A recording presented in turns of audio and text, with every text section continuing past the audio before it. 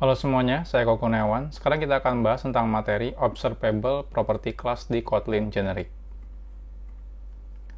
Generic interface sebelumnya yang sudah kita bahas, yaitu read-only property dan juga read-write property, itu problemnya adalah kita harus maintain datanya secara manual.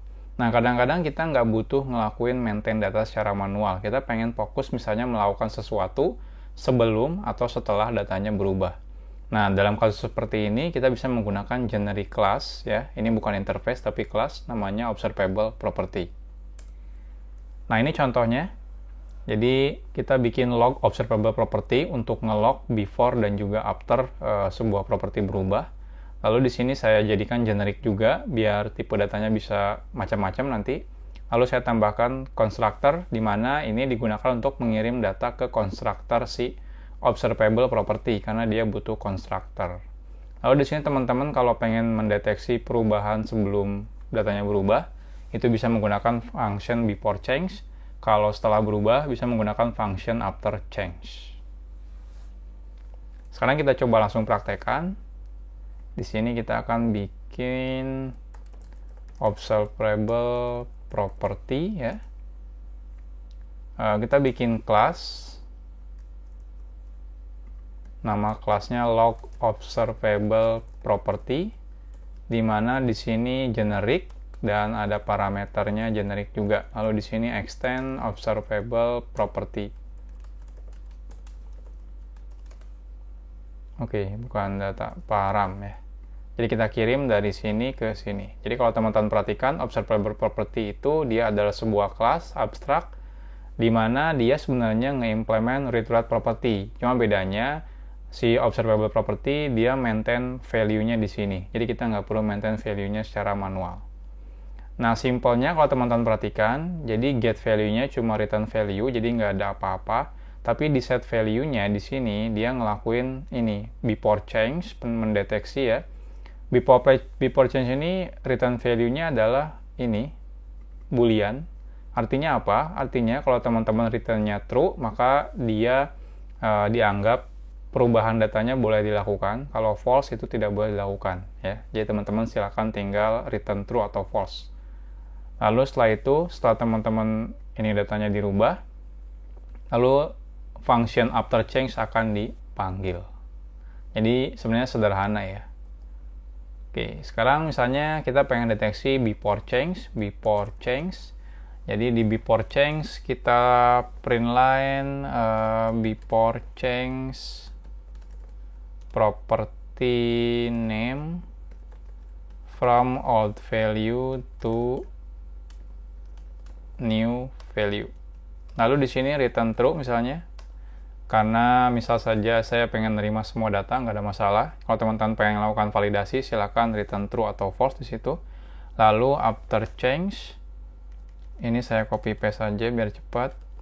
Ini saya ganti menjadi after ya. Udah, ini saja. Next kita akan bikin sebuah contoh. Misalnya di sini ada kelas car, di mana dia punya brand, lalu dia didelegate ke log observable property. Jadi di sini kita akan bikin kelas car, di sana ada brand string. Misal saya tambahkan lagi year integer. Lalu di sini tambahkan par brand string by log observable property diambil dari constructor parameter brand. Lalu di sini year integer by log observable diambil dari constructor year. Jadi cukup seperti ini. Lalu kita buat main function. Lalu kita coba bikin car sama dengan car. Misalnya Toyota 2019. Lalu kita print line car titik brand dan car titik year. Nah, ini kalau kita running, kita lihat hasilnya.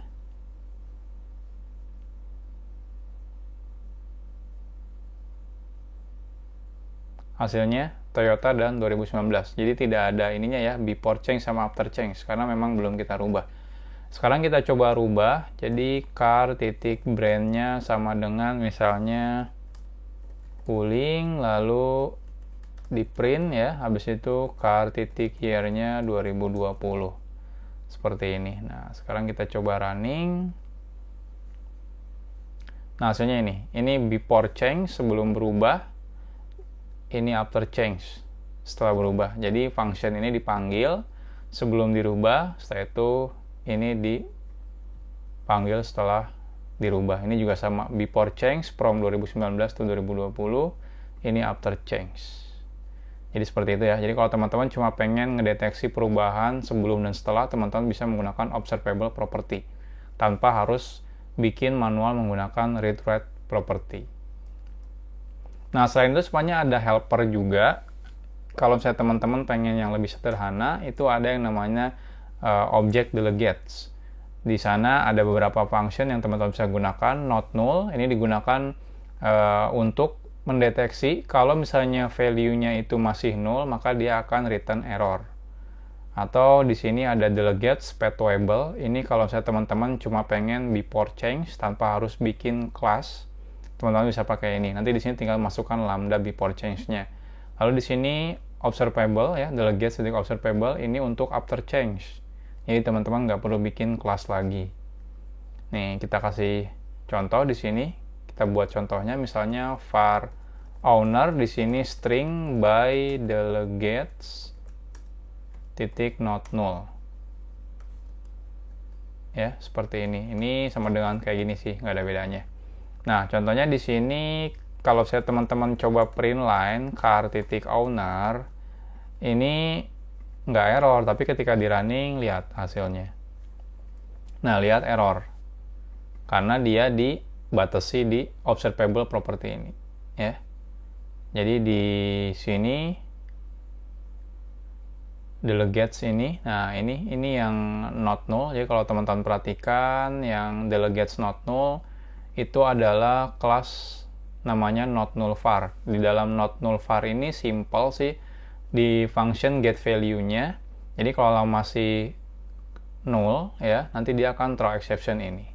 Jadi ini memastikan bahwa teman-teman tidak lupa ngeset si propertinya seperti ini.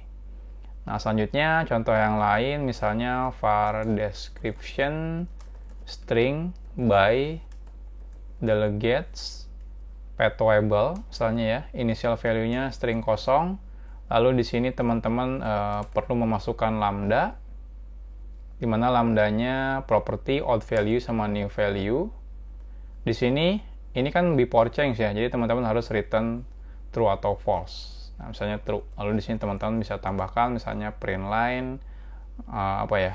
Saya copy paste saja ya biar cepat. Nah, seperti ini. Jadi tanpa harus teman-teman bikin kelas ini dulu. Teman-teman bisa langsung pakai ini juga. Nah, atau var other string by delegates observable. Nah, ini saya string kosong misalnya value pertamanya, lalu di sini kita tambahkan lambda. Nah, ini kalau ini adalah after ya, after change. Coba kita rubah, misalnya char titik description sama dengan description. Char titik apa tadi, other ya, other sama dengan other. Print line char titik description, print line char titik other. Sudah seperti ini. Kita lihat hasilnya.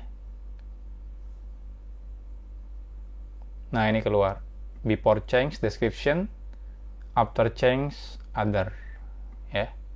Jadi teman-teman kalau misalnya males bikin kelasnya panjang seperti ini, padahal teman-teman cuma pengen before change atau after change, teman-teman bisa menggunakan observable untuk after change, the pathwable untuk before change. Jadi seperti itu. Next kita akan bahas tentang generic extension function.